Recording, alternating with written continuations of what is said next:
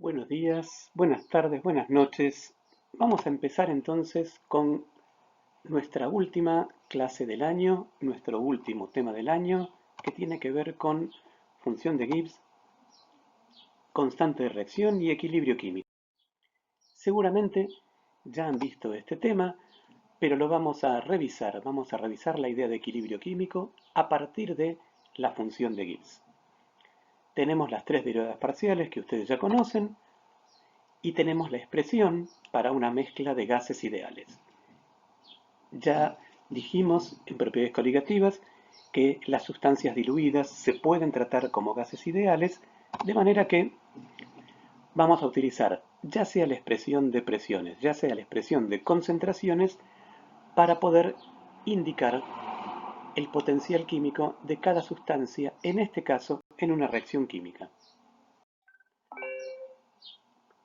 Sabemos que la constante de equilibrio solo depende de la temperatura y entonces queremos analizar cómo varía la función de Gibbs responsable de este potencial y de equilibrio químico con la temperatura.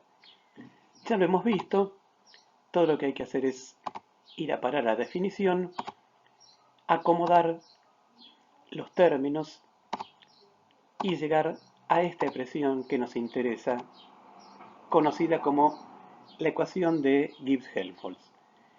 No es importante que conozcan de memoria ni sepan reproducir esta deducción, pero sí es importante que vean que solo tiene que ver con reacomodar derivadas y que aparece en la variación de la función de Gibbs con la temperatura solamente la entalpía y la temperatura de trabajo. Después veremos cuál es la importancia de esto. ¿Qué sucede cuando tenemos reacciones químicas a temperatura y presión constante? Muy bien, todas las reacciones suceden a temperatura y presión constante, más allá de que sean exotérmicas o endotérmicas, y por eso la función de Gibbs resultaba ser la sumatoria de los potenciales por los números de partículas. Cuando esto está en equilibrio, la función de Gibbs tiene que ser cero.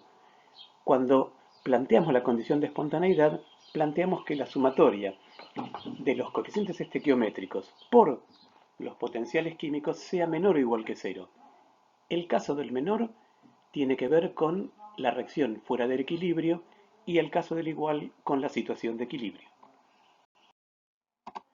Veamos un caso particular, una reacción sencilla, binaria.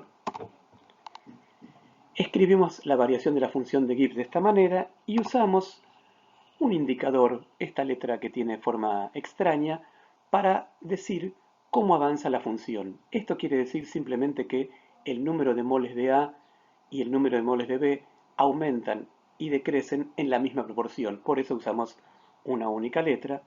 Y de esta manera podemos decir que si el potencial químico de A es mayor que el de B, la reacción procede de reactivos a productos.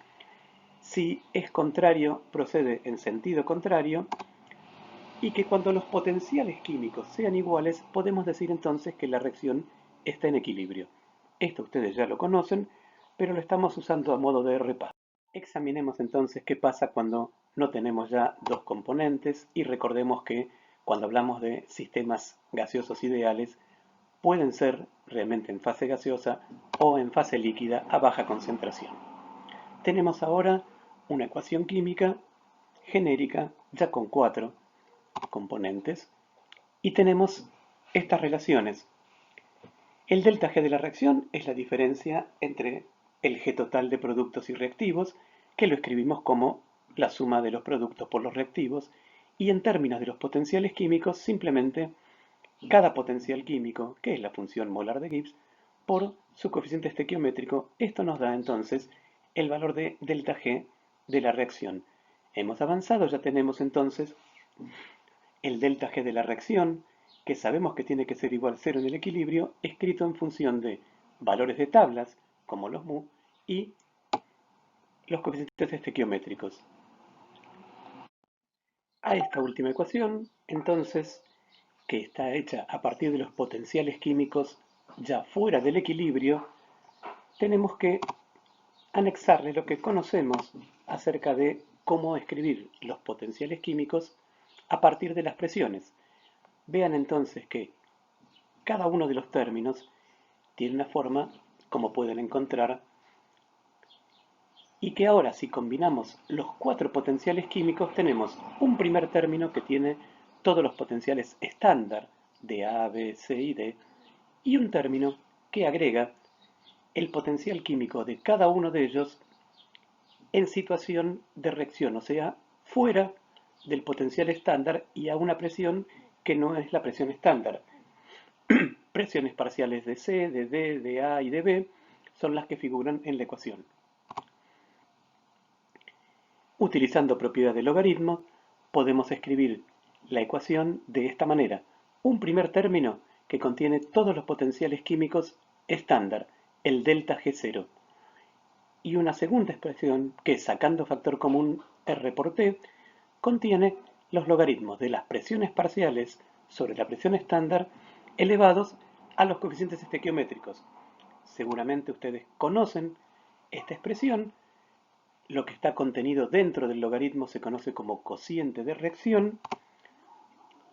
Y entonces tenemos una expresión para delta G a partir de los valores estándar y de las presiones parciales de cada uno de los componentes en una situación cualquiera de la reacción. Por eso insistimos en que esta no es la condición de equilibrio. Tenemos que aplicarle la condición de equilibrio para ver entonces qué podemos obtener. Si, como dijimos, ahora aplicamos la condición de que en el equilibrio el delta G entre reactivos y productos tiene que ser igual a 0, vamos a obtener entonces, a partir de la expresión general, una constante de equilibrio escrita en función de las presiones parciales, y dado que delta G tiene que valer 0, encontramos ahora sí una relación entre la constante de equilibrio de las presiones y el delta G estándar que puede obtenerse de la estequiometría de la reacción y de los potenciales químicos de tabla. De esta manera se relaciona Kp con los potenciales termodinámicos. Hay otra forma de encontrar este mismo resultado a partir de las velocidades de reacción en caso de reacciones sencillas, pero preferimos ponerlo de esta manera porque los potenciales termodinámicos son los que nos indican hacia qué lado avanza la reacción y cómo queda expresado entonces en función de sus presiones parciales. Algunas cuestiones que ya seguramente conocen podemos ver a partir de estas dos expresiones. Fíjense que Kp es una exponencial del delta G estándar. Eso quiere decir que, por ejemplo, si delta G es mayor que 0, entonces necesariamente Kp va a tener que ser menor que 1, justamente porque esa expresión nos va a indicar que hay poca tendencia de reactivos hacia productos. No podemos decir exactamente cuánto es poca tendencia, pero sí podemos garantizar que en el equilibrio el numerador de los productos va a ser menor que el denominador. Una cosa al revés, si Kp es mayor que 1, habrá más tendencia entonces de reactivos a productos. Y por último, recordar que como delta G estándar solo depende de la temperatura, entonces también lo hace así la constante de equilibrio. En este caso, la constante de equilibrio de presiones. ¿Cómo analizar la evolución desde el inicio hacia el equilibrio? Veamos, tenemos estas dos ecuaciones que conocemos. Están ligadas por el hecho de la relación que hay entre el delta G estándar y la constante de equilibrio. Entonces podemos escribir el delta G de la reacción a partir de la constante de equilibrio y del valor de Q. Entonces, miren la última expresión, RT por el logaritmo de un cociente. Claramente cuando el cociente valga 1, o sea cuando Q sea igual a Kp, estaremos en el equilibrio. Mientras tanto, si Q es menor que Kp, la reacción resulta espontánea, quiere decir que hay menos productos que los esperados como resultado de la reacción. Si Q es mayor que Kp, quiere decir que las condiciones iniciales están desplazadas hacia los productos más que hacia los reactivos y la reacción suele llamarse no espontánea. Eso quiere decir que la reacción inversa es espontánea y si Q es igual a Kp, estamos en el equilibrio. Muchas veces necesitamos conocer la molaridad o la fracción molar del resultado de una reacción y no siempre sus presiones. Entonces, podemos encontrar otras expresiones de la constante de equilibrio. Bien, acá tenemos Kp. Kp lo podemos desarmar en dos términos. Uno que tiene las presiones de los componentes y el otro que tiene las presiones estándar. Los dos términos son dimensionales, sin embargo, su combinación resulta adimensional como es Kp. ¿Qué pasa si transformamos esto en concentraciones? Bien, cada uno de los elementos, su presión parcial se puede expresar en términos de su molaridad.